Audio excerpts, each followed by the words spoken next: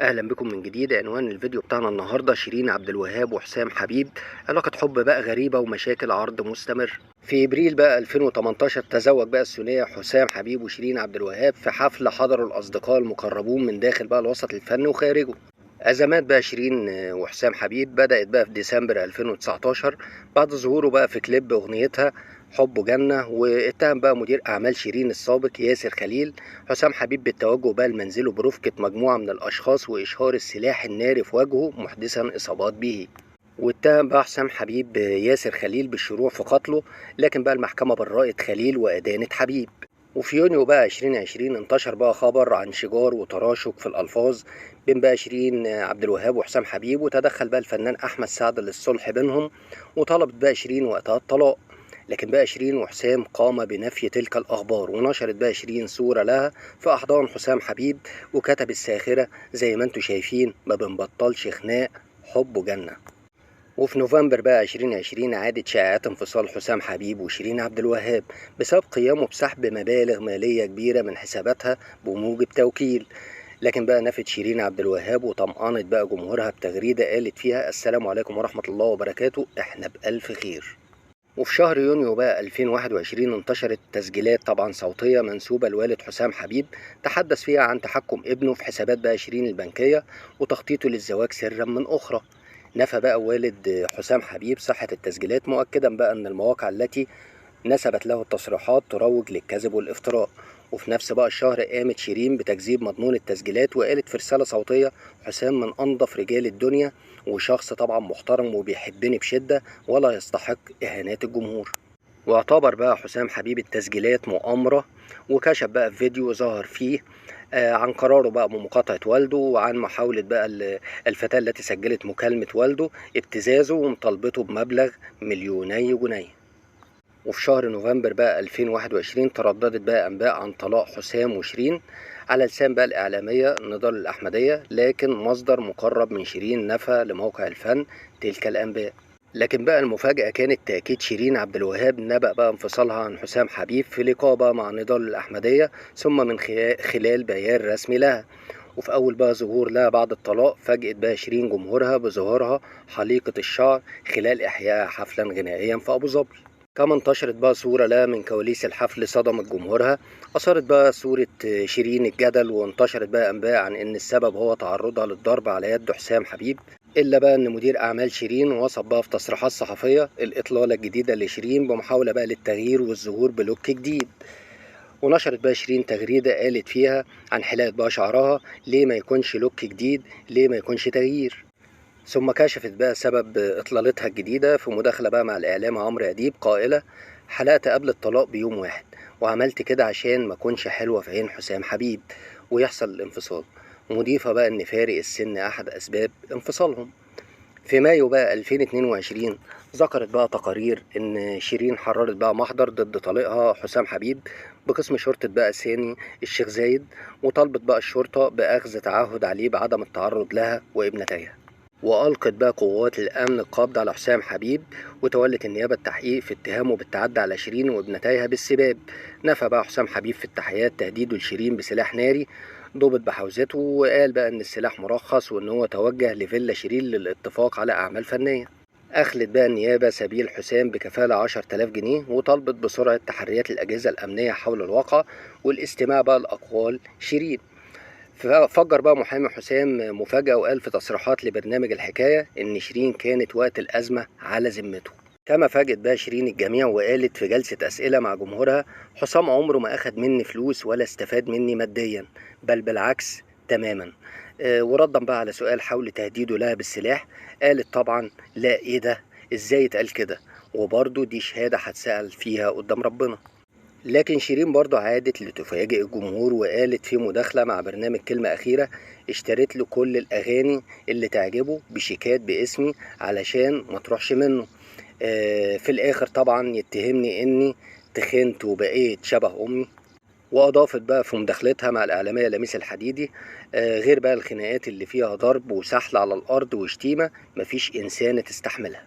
وكشفت بقى شيرين عبد الوهاب ان هي تلقت اثناء اجازتها في الساحل الشمالي مكالمه تفيد بقيام بقى حسام بسرقه سياره مرسيدس اشترتها له، وكتبتها باسمه وإن هو بيهددها بعمل محضر ضدها بسرقة السيارة. وأطلقت بقى شيرين في تلك الفترة سلسلة من التصريحات عن حسام حبيب، ومنها بقى أي حد يشوفه يبول على وجهه، ونفسي طبعا يغور ويتجوز ويبعد عني، وحبته عقربة وغيرها من التصريحات طبعا المثيرة.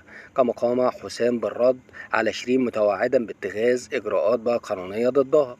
وتقدمت بقى شيرين بدورها في يوليو 2022 ببلاغ للنائب العام اتهمت بقى في حسام حبيب بالنصب عليها، واتهمت في بلاغ آخر والده بالسب والقذف والتشهير. أزمة بقى جديدة حدثت في أغسطس من نفس العام عندما تقدم محامي شيرين ببلاغ للنائب العام ضد طليقها حسام حبيب. وكان بقى السبب في البلاغ ده هو الاتهام الذي وجهه حسام لشيرين بسرقة أغاني ألبومه الجديد، ومنها بقى أغنية غاب الفرح. لكن بقى خلال شهرين وتحديدا في أكتوبر أعلن محامي شيرين إتمام بقى التصالح بينهم وبين حسام حبيب بعد بقى قيامه برد كافة المتعلقات الخاصة بطليقته لها، ومن بينها السيارة المرسيدس. وأكدت بقى شيرين عبد الوهاب التصالح مع حسام حبيب في بيان رسمي أكدت فيه إن هو رد لها كافة متعلقاتها. عقب بقى التصالح تفجرت أزمة كبيرة بين شيرين وشقيقها محمد، واتهموا بقى محاميها في بلاغ للنيابة بالتعدي عليها بالضرب المبرح بسبب تنازلها عن القضايا التي كانت بينها وبين طليقها حسام حبيب. وعمل بقى محضر إثبات حالة إن شقيقها تجزأ في المستشفى قسرا بعد إصابتها بالرباط الصليبي. فرد بقى شقيق شيرين عبد الوهاب في مداخلة مع برنامج الحكاية قائلا إن هو اضطر لإدخال بقى شقيقته المستشفى لعلاجها من المخدرات التي أدمنتها في الفترة الماضية. وقال كمان محمد عبد الوهاب أختي بتضيع، ووقع بقى في عصابة زوجها السابق حسام حبيب والمنتجة سارة الطباخ. واتهم بقى شقيق شيرين حسام حبيب بتعاطي بقى المخدرات معها في شقة مستأجرة بالتجمع الخامس، مضيفا بقى إن والدتهما طالبته بإنقاذها. ونفى بقى شقيق شيرين قيامه بضربها أو التعدي عليها، متهما بقى أطرافا بوضع برامج تجسس على الموبايل الخاص بها. كمان خرجت علينا بقى والدة شيرين لتستغيث عبر برنامج الحكاية قائلة حسام حبيب ده شر، انقذوا بنتي منه، وبيسهروا هما الاتنين يشربوا مخدرات وانا اللي طلبت من ابني انقاذ اخته. اضافت بقى والدة شيرين طردت حسام حبيب من بيتي وهو شر، وبنتي بقالها 3 ايام بتشرب وطردتني انا واختها من البيت. في أكتوبر بقى 2022 شهدت الأزمة تطورا جديدا عندما بقى أعلن المحامي سمير صبري تقدم ببلاغ للنائب العام ضد شيرين عبد الوهاب وحسام حبيب بتهمة تعاطي المواد المخدرة، مستندا بقى لتصريحات شقيقها ووالدتها. طالب بقى سمير صبري بتوقيع الكشف الطبي على حسام وشيرين ومحاكمتهم بقى جنائيا. لكن بقى حسام دافع عن نفسه عبر برنامج بقى الحكاية قائلا خيرتها بيني وبين المخدرات ولكنها ظلت في نفس الوسط، ورفضت طبعا السماع لنصيحتي وهذا سبب طلاقنا. وفجر بقى حسام حبيب مفاجأة عبر البرنامج قائلا شيرين رفضت الأكل لمدة 3 أيام وتناولته أخيرا وحاولت الانتحار مرة واحدة في المستشفى. سيطرت بقى أزمة شيرين وحسام على اهتمامات بقى الجمهور العربي، وخلال أيام تحولت مواقع التواصل الاجتماعي وتيك توك لساحة للهجوم على حسام حبيب والسخرية منه ودعم طبعا شيرين عبد الوهاب. وفي نوفمبر 2022 خرجت شيرين من المستشفى ونفى محاميها بقى خروجها بصحبة حسام حبيب كما تردد في ذلك الوقت. وخلال بقى نفس الشهر فجرت شيرين عبد الوهاب مفاجأة كبرى وأعلنت عبر برنامج الحكاية عقد بقى قرانها على حسام حبيب للمرة التانية، وقدمت بقى لحسام اعتذار عن كل ما صدر عنها خلال الفترة السابقة. وأضافت بقى إن أنا في عصمة راجل طيب جدا، ولو كنت بقى قلت كلام عنه فهو كان مزعلني، فده شيطان طبعا بيحصل بين المتزوجين. لكن بقى في نهاية 2022 شهدت تداول أنباء عن مشاجرة عنيفة وقعت بين شيرين عبد الوهاب وحسام حبيب في فندق في بيروت. ومرة أخرى نفى حسام تلك الأنباء مؤكدا أنهما في أحسن حال ويتعاونان في أعمال فنية جديدة. بدأ بقى العام الجديد 2023 بأزمة من نوع مختلف كان الثنائي شيرين وحسام محورها. استدعت بقى الأجهزة الأمنية اللبنانية شيرين وزوجها حسام حبيب للتحقيق معهما بعد لقائهم بالفنان فضل شاكر المطلوب بقى للعدالة في مخيم عين الحلوة. اتضح بقى في التحقيقات ان دخولهم للمخيم كان بتصريح امني، وفور بقى اظهاره خرج طبعا وانتهى الامر. وفي مارس بقى 2023 عادت شائعات انفصال شيرين وحسام للظهور بعد انتشار بقى صورة تؤكد الغاء متابعته على مواقع التواصل. لكن بقى مصدر مقرب منهم نفى بقى الموقع في الفن صحة الشائعة، مؤكدا بقى تواجدهم في منزل الزوجية بالتجمع الخامس. كما أصدرت بقى شيرين بيانا أكدت فيه عدم وجود خلافات بينها وبين زوجها حسام حبيب. وقبل أيام من وداع عام 2023 أعلن بقى الإعلامي عمرو أديب عبر برنامجه الحكاية طلاق بقى شيرين عبد الوهاب وحسام حبيب بهدوء وبرضاء الطرفين وبطريقة حضارية. وفي يونيو بقى الماضي انتشر خبر عن ارتباط شيرين بشخص من خارج الوسط الفني. لم يتم بقى الكشف عن شخصيته، وهنأ حسام حبيب شيرين برسالة صوتية.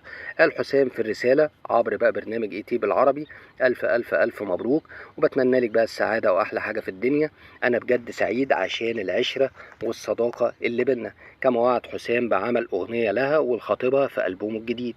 لكن تجددت الأزمات بعد انتشار بقى مقاطع صوتية تحدث فيها بقى حسام عن أسرة طليقته شيرين، مشيرا بقى إن هم أذوها وتسببوا في خلافها مع شركة روتانا. لكن نفى بقى حسام حبيب قيامه بالإدلاء بتلك التصريحات، مهددا بقى باتخاذ إجراءات قانونية ضد من سربها.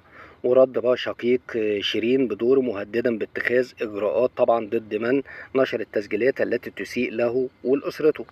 لكن شيرين بقى أكدت في تسجيل صوت عبر برنامج الحكاية صحة ما جاء على لسان حسام حبيب في تلك المقاطع الصوتية، واتهمت بقى شقيقها بالمساعدة على سرقة بقى منصات التواصل الاجتماعي الخاصة بها بتوكيل قديم. في بداية بقى الشهر الماضي نشأ بقى شجار جديد بين شيرين وطليقها حسام حبيب. قامت بقى شيرين بتحرير محضر ضد حسام حبيب في اسم شرطة بقى التجمع الخامس بعد تعديه عليها وتعرضها لإصابات بحسب بقى تقارير صحفية. رد بقى حسام حبيب في تصريحات صحفية بأن هو تفاجأ باتهامات شيرين، مؤكدا بقى أن هو كان يفض اشتباكا بين شيرين وابنتها ولم يكن طرفا في شجارهما. وظهرت بقى على مواقع التواصل الاجتماعي وثيقة طبية تبين بقى تعرض شيرين لإصابات متعددة، منها كدم على العين اليمنى وجرح سطحي على الأنف وجرح قطعي على الرأس بطول 3 سنتي.